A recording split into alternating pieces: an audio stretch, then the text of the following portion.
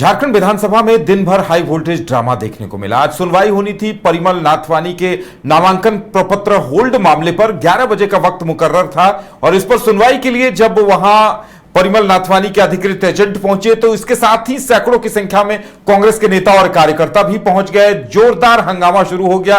कांग्रेस के नेताओं और कार्यकर्ताओं का कहना था कि इस पूरे मामले पर जिस तरह से मीनाक्षी नटराजन का नामांकन रद्द किया गया है, परिमल नाथवानी का भी नामांकन रद्द किया जाना चाहिए। लेकिन देर शाम जब पूरे मामले पर सुनवाई हुई उसके बाद उन्हें क्लीन चिट दे दी गई। उनके एफिडेविट को, उनके हलफनामे को स्वीकार लिया गया और उनके नामांकन को सही ठहराया गया। सलमान खुर्शीद देश के दिग्गज वकीलों में गिने जाते हैं, वो भी पहुंचे लेकिन उन्हें एंट्री नहीं मिली। उसके बाद किस कदर कांग्रेस के मंत्रियों का गुस्सा फूटा, पहले ये तस्वीर दिखाते हैं हम आपको।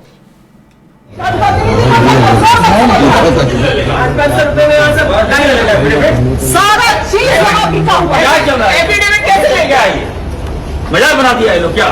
कल 11:30 बजे तक कोई चेंजेस या एफिडेविट ले सकते थे। 4 बजे लोग एक्सेप्ट किए और आज नया एफिडेविट ले अभी कैसे घुस गया? अभी भाजपा कैसे घुस गया? कैसे घुस गए लोग अंदर? नहीं, आप इतना सीनियर आप हमारे मंत्री को रोक रहे थे।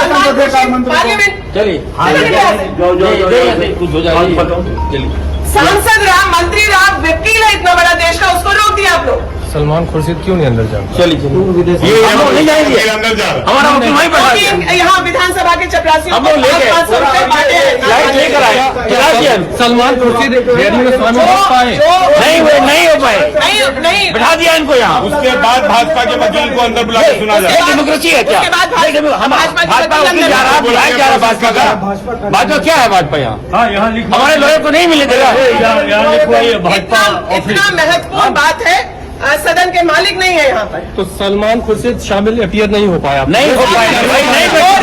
जो रिटन प्ली था वो दिया गया और उसके आधार पर नामांकन रद्द होना चाहिए और हम लोगों को वो जजमेंट भी जो है समय पे मिलना चाहिए ताकि हम लोग आगे का अपना रणनीति तय करें। आप देखिए दिल्ली से मैडम भाजपा का वकील वहां बहस कर रहा है, हमारे जो सीनियर लॉयर वहां बैठा दिया बाहर। ये कैसा तरीका है ये लोग का? और एफिडेविट एक्स्ट्रा एफिडेविट ले लिया इन लोग से। ये हम कतई नहीं मानेंगे, बता दे रहे।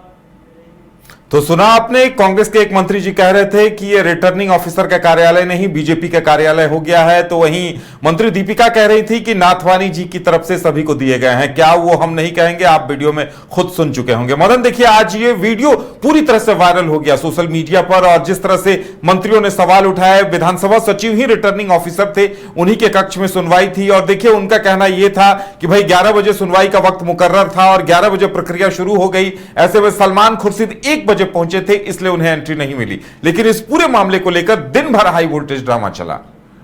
बिल्कुल देखिए, बीजेपी और जो रिटर्निंग ऑफिसर थे दोनों के खिलाफ आक्रोश था कांग्रेस के नेताओं का। खास करके कल से ही जिस तरह से ये मामला सामने आया कि परिमल नाथवानी के जो फॉर्म फिलअप किए गए, नामांकन का जो पत्र था उसमें कई त्रुटियां पाई गई है और उसको लेकर के एक उम्मीद जगी थी कांग्रेस के नेताओं को कि उनका नामांकन पत्र जो है वो रद्द हो जाएगा।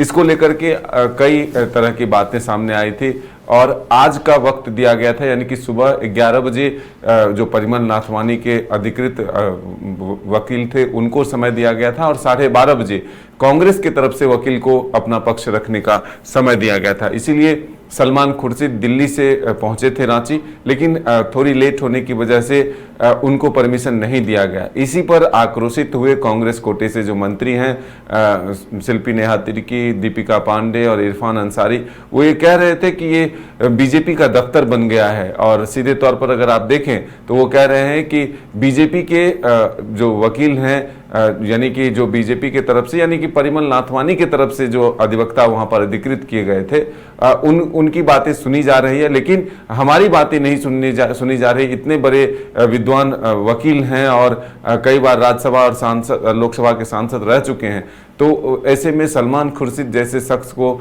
अगर अंदर जाने की इजाज़त नहीं दी जाती है तो कहीं ना कहीं इसमें एक बड़ी साजिश है और सीधे तौर पर जो आरोप हैं उन पर वो आरोप लगाए कि ये जरूर कोई खेल है। तो अब देखना होगा कि एक टकराहट की स्थिति जो दिखी, लेकिन देर शाम होते होते जो एक निर्णय है वो सबके सामने आ चुका है कि जिस तरह से ये माना जा रहा था और दिन में ही ये सूत्रों से जानकारी मिल गई थी कि जो नामांकन पत्र हैं वो वैध माने जा रहे हैं। चुनाव आयोग से जो सलाह ली गई थी उसके बाद ये माना गया। लेकिन मूल रूप से अगर देखें तो कांग्रेस के तमाम जो नेताओं का आक्रोश था वो ये कहा जा रहा था कि एक आंख में काजल और एक आंख में सुरमा नहीं चलेगा। यानी कि मध्य प्रदेश में आप जो नामांकन पत्र है मीनाक्षी नटराजन के, उसमें अगर त्रुटि हुई तो आपने उनके सदस्य जो एक तरह से उम्मीदवारी है उसको रद्द कर दिया। लेकिन आप झारखंड में जो निर्दलीय उम्मीदवार के तौर पर आए हैं वो क्यों, उनके पत्र को क्यों ना रद्द कर दिया जाए। तो इसको लेकर के आक्रोश था और मूल वजह यह हुई कि जब कोई निर्दलीय उम्मीदवार है तो बीजेपी उसके सामने कमर कसकर लड़ने के लिए क्यों आ रही है।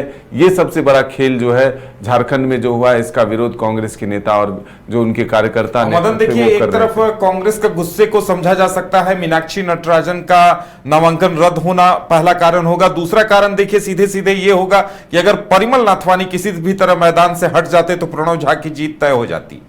हाँ बिल्कुल, देखिए एक उम्मीद यही जगी थी कि जो 3 ही उम्मीदवार चुनावी मैदान में उतरे थे, अगर परिमल नाथवानी के उम्मीदवार यानी कि उनका नामांकन पत्र अगर रद्द हो जाता तो सीधे तौर पर प्रणब झा और जो जेएमएम के उम्मीदवार हैं बैजनाथ राम, वो दोनों निर्विरोध चुने जाते। तो एक रास्ता जो है वो दिखा था कांग्रेस के नेताओं को। कांग्रेस के नेताओं की ये उम्मीद जगी थी कि आधी जीत जो है इसी से सुनिश्चित हो जाएगी। हालांकि अब वो आगे कह रहे हैं कि जनता के दरबार जाएंगे, इसका विरोध करेंगे। लेकिन सीधे तौर पर जब हमने ये भी सवाल किया कि सरकार आपकी है, सत्ता में आप हैं, विधानसभा के स्पीकर भी सत्ता पक्ष के हैं और ऐसे में सचिव भी विधानसभा के हैं, तो फिर यहाँ कैसे गड़बड़ी हुई। उन्होंने ये भी आरोप लगाया कि दूसरा सेट जो है वो कल ही जमा कर दिया गया, एफिडेविट के दूसरा एफिडेविट जो है फिर से दाखिल किया गया। तो ये आखिर कैसे हुआ, ये कई सवाल जो है खुद कांग्रेस के नेताओं ने वहां पर उठाया। हालांकि बाबूलाल मरांडी भी वहां पहुंचे, बीजेपी के कई विधायक पहुंचे। नवीन जायसवाल पर यह आरोप लगा कि वो आरओ के ऑफिस कैसे पहुंच गए। तो कई आरोप प्रत्यारोप का दौर चला, हंगामे भी वहां देखने को मिले, आमने सामने की स्थिति दिखी, लेकिन किसी तरह से चीजें जो है उसे संभाली गई और सबको वहां से विदा किया गया। चलिए, अब देखने वाली बात यह होगी कि जब चुनाव होते हैं तो जीत किसकी होती है और आने वाले दिनों में इस मुद्दे को लेकर क्या कुछ होता है, यह भी देखना दिलचस्प होगा। क्योंकि जिस तरह से हाई वोल्टेज ड्रामा हुआ है, हाई वोल्टेज हंगामा हुआ है, उसकी गूंज आने वाले दिनों में भी सुनाई देगी और इसका असर कहीं ना कहीं गठबंधन के आपसी रिश्तों पर भी पड़ना लाजमी है।